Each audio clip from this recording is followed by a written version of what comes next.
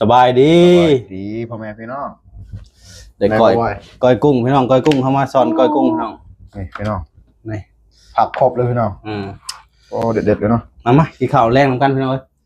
ก้อยกุ้งคือเก้าพี่น้องกุ้งก็คือสดแห้งพี่น้องเบิ่งนี่เด่นดีๆเลยเนาะนี่พี่น้องจัดไปเอาไว้เต้นออกหมดเลยพี่น้องเต้นออกมาแล้วไปเด้อพี่น้องFCขออนุญาตไปกินดิบนำบ่อยๆเด้อจัดไปโอ้เขาห่อนๆแล้วเนาะสำเร็จแห้งมันเลยเอาบ่อยๆเลยโจ๊กฮะเอาตัว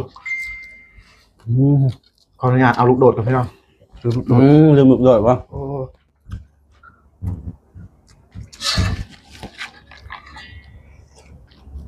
พักครบเลยพี่มาหวานเลยปะนี่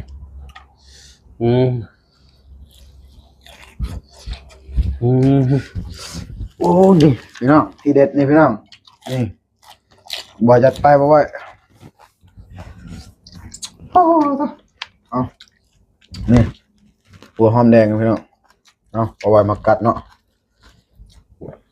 ขักทุกคน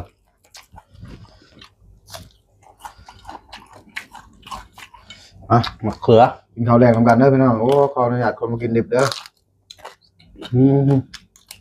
กุ้งตัวใหญ่แห้งเนาะเอาไว้ผักครบพี่น้องผักครบ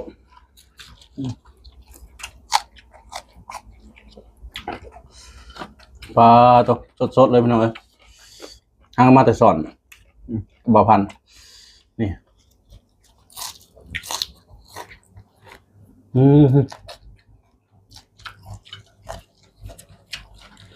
ขักเลยบ่อพันอ่ะ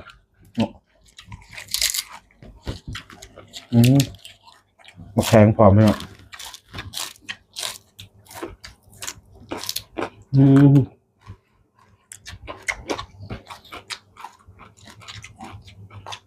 โดดเนาะผักกระดาวมีนะบ่อยผักกระดาวคมๆนะพี่น้อง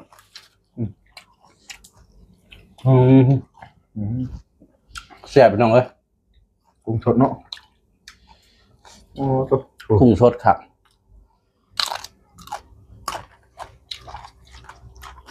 พักกระครบพี่น้อง